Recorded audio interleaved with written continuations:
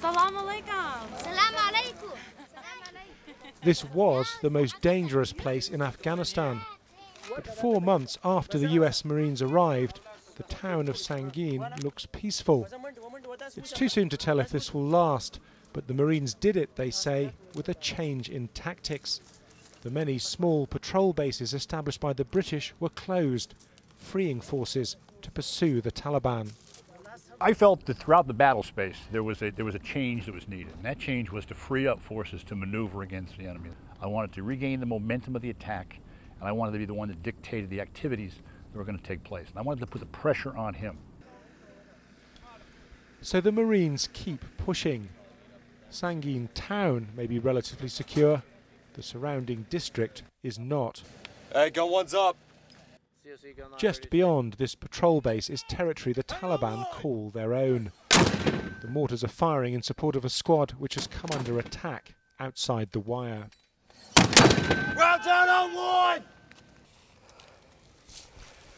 The Marines spend hours on foot patrol every day, hoping to run into the enemy. Often they do. When the US Marines first arrived in Sangin, they were being fired upon in their main bases more or less every single day.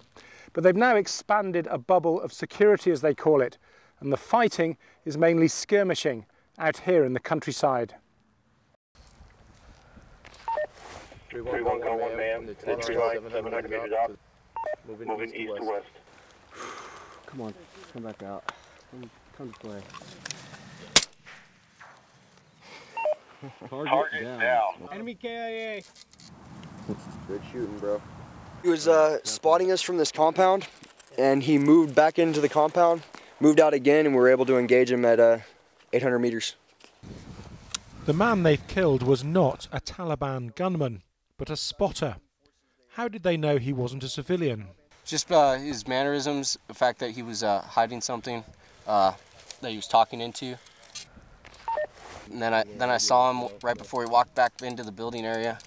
He was talking on a radio, and then he came back out and presented himself, trying to be inconspicuous, and that's when we dropped him. That's hot. On the way back, they burn piles of corn so that the Taliban can't use them to hide weapons. But to beat an insurgency, often you have to do things which may increase support for it. You burned my maize, says the farmer. Now I have nothing left to feed my cows. I'll sign him a claim, and he'll be able to take it to the district center. What kind of problem does he have? We need water so I can grow my crop of opium, he replied. Victory here depends on winning over the local population. But again and again the Marines come across locals who say that a brother, a son or a cousin has been shot by the international forces. These elders are going to pray for a friend who's just been killed. We don't want your help, they tell the Marines, who've just offered compensation. We don't want your money. You shouldn't kill us, you shouldn't destroy our property. We even shot one of our cows yesterday. What sin did the cow commit?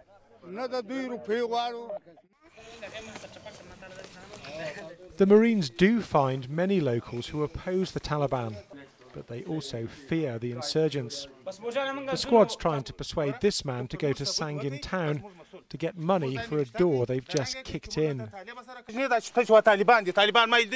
there are Taliban on the roads, says Mohammed. They will beat or kill me. If I go to town for money from you, they will hang me by the neck.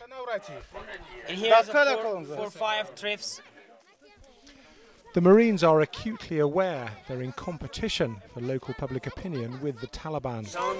We'll be more careful. They've built sort of a mythology around themselves in this valley with the locals. It's one that the Marines are shattering every day when the farmers go into their fields and find dead Taliban. The Marines control the valley, not the Taliban. The Marines wade through canals because the pathways are strewn with IEDs or improvised bombs.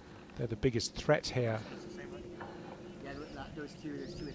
We've got 3 here. Usually find the 1, you can always find 2. When you find 2, there's always 3. So that's the first one, secondary, tertiary. As you can see, they're marked by corn stalks all around them. That's how they mark them, nation. And what kind of damage could that have caused had you not found? My legs would have been gone. This one platoon has suffered a 20% casualty rate. The whole battalion has had some 26 killed in 4 months. That's a quarter of the more than 100 British deaths here over 4 years. These IEDs are disposed of in controlled detonations.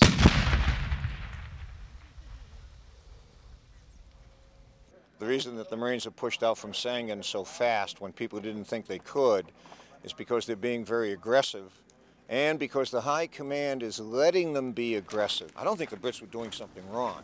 Something happened in the British spirit, I think, at the top that prevented their commandos from doing what the Marines are doing. A Taliban sniper. Some Taliban are irreconcilables, hardliners who travelled here to fight. Suppress!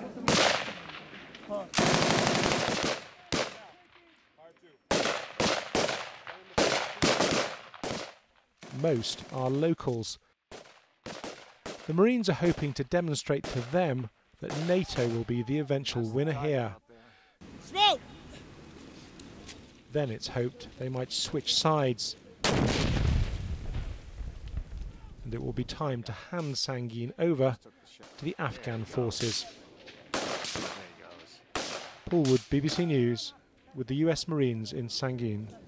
Hey, cover our 6 rounds! Hey, just like this! Yeah. Last circle, let's go!